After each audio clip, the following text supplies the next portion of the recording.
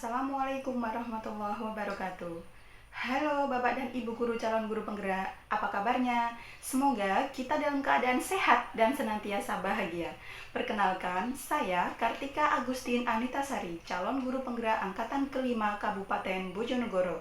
Saya dari SMP Negeri 5 Bojonegoro, Jawa Timur. Dengan fasilitator saya, Bapak Yusuf Yokoyama, dengan pengajar praktik saya, Ibu Yulianti. Pada kesempatan baik ini, saya akan memaparkan tugas modul 1, 1.1.A.8 dengan judul Koneksi Antar Materi, Kesimpulan dan Refleksi dari Pemikiran Ki Hajar Dewantara.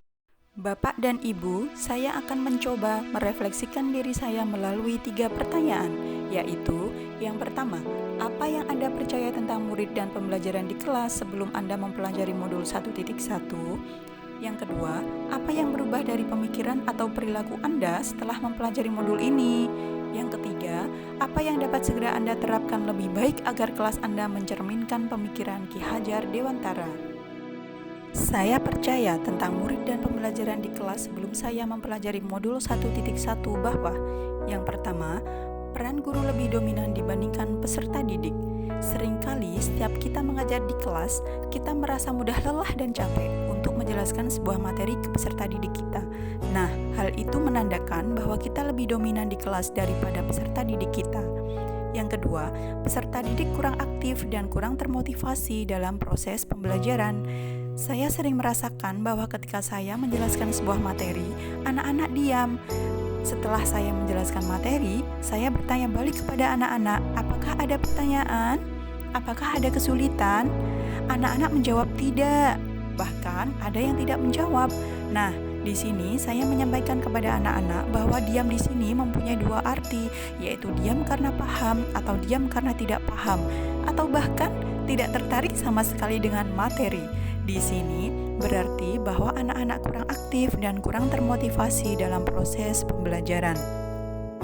Yang ketiga, pencapaian materi dan KKM. Seringkali saya menyampaikan materi hanya untuk mencapai target kurikulum. Di sini saya memahami bahwa tugas saya sebagai pendidik bukan hanya sekedar mentransfer ilmu saja, melainkan ada banyak hal yang perlu dilakukan pendidik sesuai dengan pemikiran Ki Hajar Dewantara. Yang keempat, merasa gagal jika banyak peserta didik yang tidak mengerti dan tidak tuntas atau tidak mencapai KKM. Dengan perasaan yang merasa gagal ini, saya seringkali bertanya pada diri saya sendiri, apakah ini salah saya sebagai guru yang tidak berkompeten atau salah dari peserta didiknya sendiri yang tidak sungguh-sungguh dalam belajar? Yang kelima, kurang memahami karakteristik peserta didik. Terkadang saya menginginkan anak diam saat saya menjelaskan. Nah, dari sini saya tidak mengetahui bahwa setiap anak memiliki karakteristik yang berbeda. Mereka punya keunikan masing-masing. Ada anak yang bisa belajar melalui audio, melalui visual, bahkan kinestetiknya.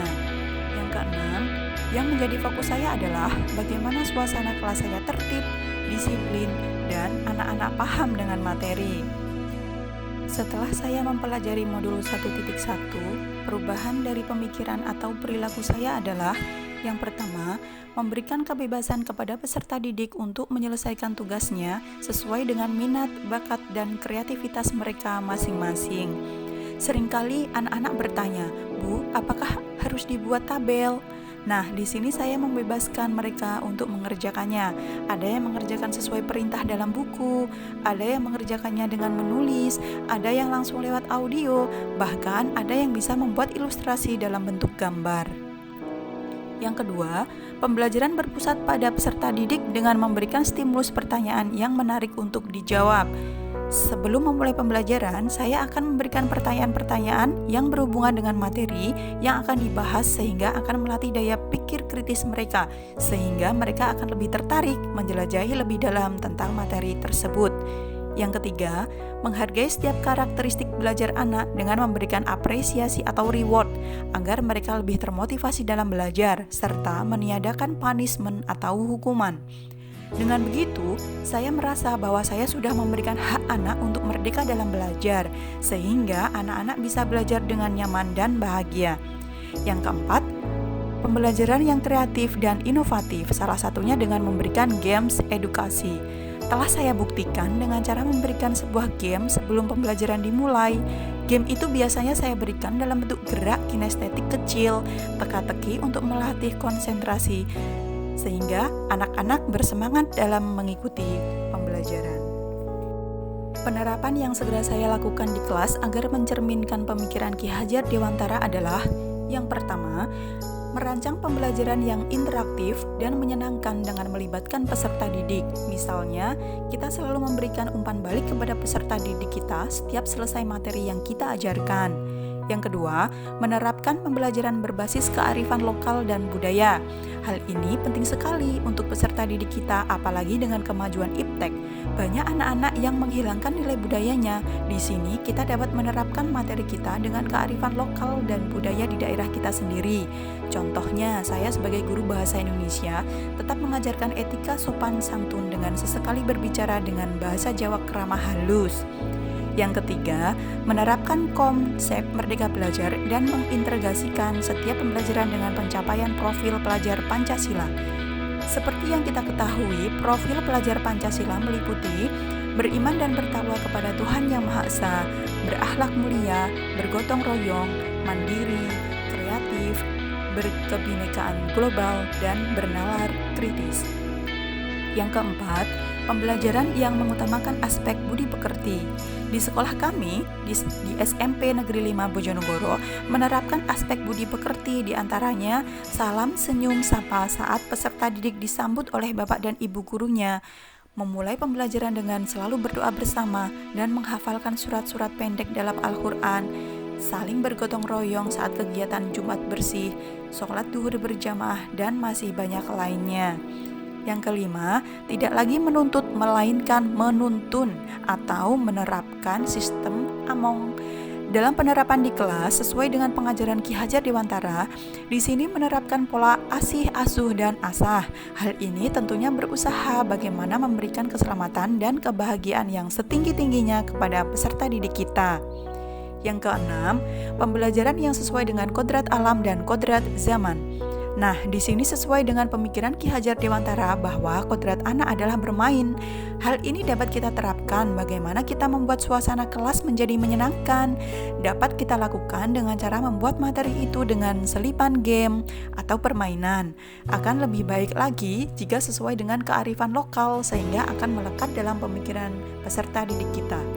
Kesimpulan yang dapat saya sampaikan adalah ada banyak hal tentang dasar pemikiran Ki Hajar Dewantara yang sangat baik dan harus segera kita terapkan di proses pembelajaran di kelas maupun di sekolah.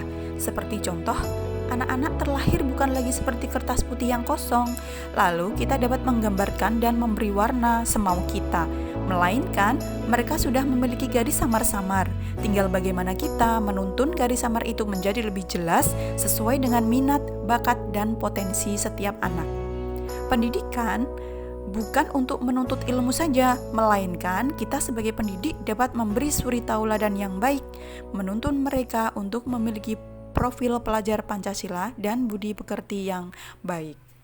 Nah, Bapak dan Ibu guru calon guru penggerak, demikianlah pemaparan saya tentang koneksi antar materi, kesimpulan, dan refleksi pemikiran Ki Hajar Dewantara. Terima kasih karena sudah menyaksikan video ini dari awal hingga akhir. Mohon maaf apabila banyak kekurangan dalam video ini. Saya akhiri. Wassalamualaikum warahmatullahi wabarakatuh. Salam bahagia, salam belajar, salam guru penggerak. Guru bergerak, Indonesia maju.